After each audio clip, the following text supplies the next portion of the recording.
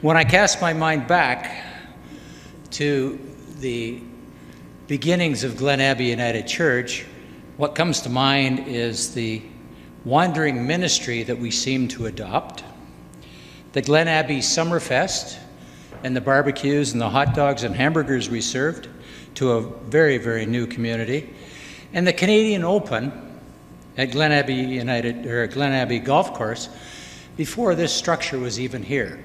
And I see the man standing there with the camera, Mr. Chris Middlebrough. That was his major job, was to mark out this big plot of land and make sure we could put 18,000 cars on here, because that was a fundraising event.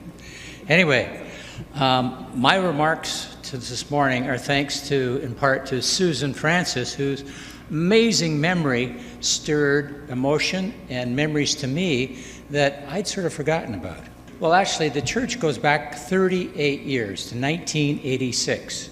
And Rob talked about being tapped on the shoulder. Well, I was ensconced in a very comfortable church that some of you have come from. Reverend Ted Watt was the minister. You might now realize where we came from, but St. Paul's was our home. I was an elder. I was busy. I was committed to the church.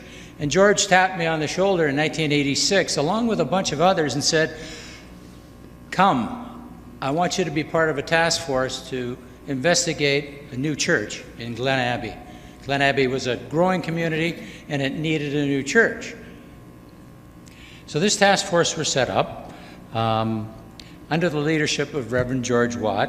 We were asked by the Reverend Watt to join the task force along with the Francises, the Middlebrows, Irene and Donna McNaught, Diane Beswick, and Paul and Cindy Avis.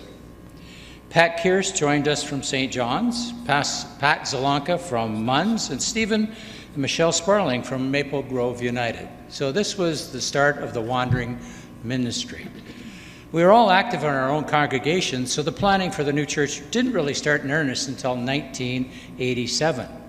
At that time, we were joined by retired minister Reverend Carl Zurbrigg and his wife Helen. I must admit that I was a little skeptical about the need for a united church, another united church in Oakville. However, the enthusiasm of Reverend Zurbrigg and the committee members was such that we jointly organized our first actual event, which was a Carol Fest at Loyola High School across the street in December of 1987. Building off the success of the Carol Fest, we started regular Sunday worship at St. Matthew's Catholic School on January the 10th, 1988 through June of 1988. Each Sunday we would set up chairs first in the library room, then when we outgrew that, we went into their gym as our numbers grew. Reverend Zurbrigg was offered an office space in Palermo Church, and we also held numerous social activities up at their church as well, because we had no space other than for worship. The fall of 1988 saw us move to from St. Matthew's to Loyola Catholic Secondary School, which is right across the street, where we took up residence in one of their lecture theaters from September '88 through June of 1991. I remember distinctly all of our Glen Abbey Church hymn books, our collection plates, and everything that we utilized for church was housed in a great big rolling box. This thing weighed a ton, and we had heavy-duty casters on it. We'd haul it out, take everything out of it, and at the end of the service, put it all back in and push it under the stage. We continued to grow as a congregation, and sadly had to say goodbye to Carl Zurbrigg in June of 1989.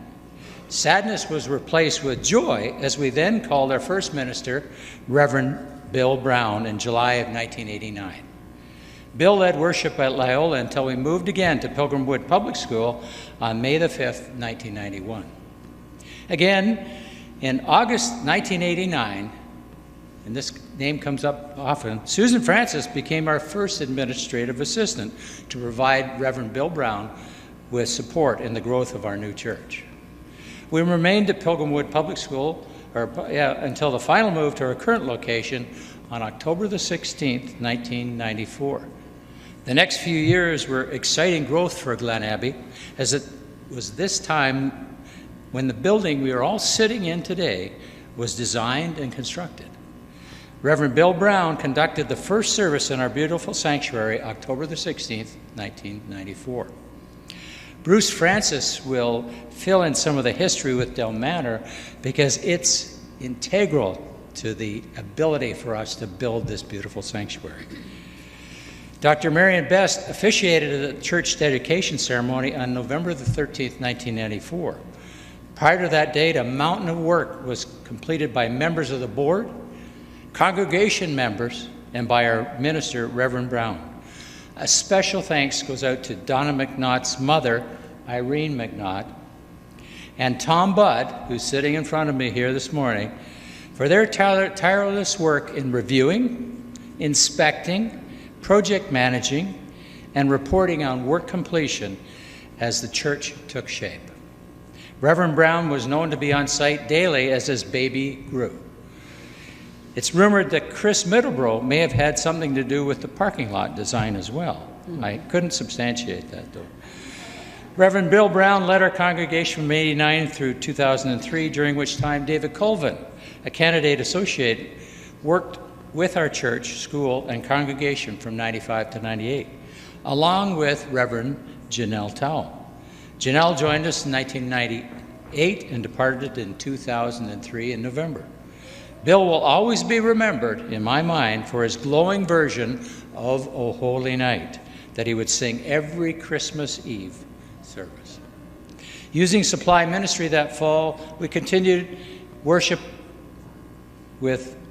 until Reverend Jim Urich joined us as an interim placement on January the 1st, 2004. To Reverend Jim, music was his passion.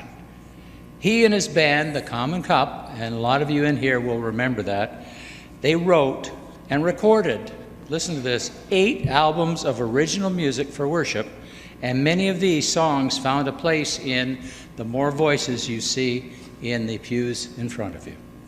Jim's work was done in June 2005, in time to allow Reverend Jeffrey Crittenden to be called to our church in September 2005. Jeff brought a youthful approach and enthusiasm to our church that only grew during his tenure.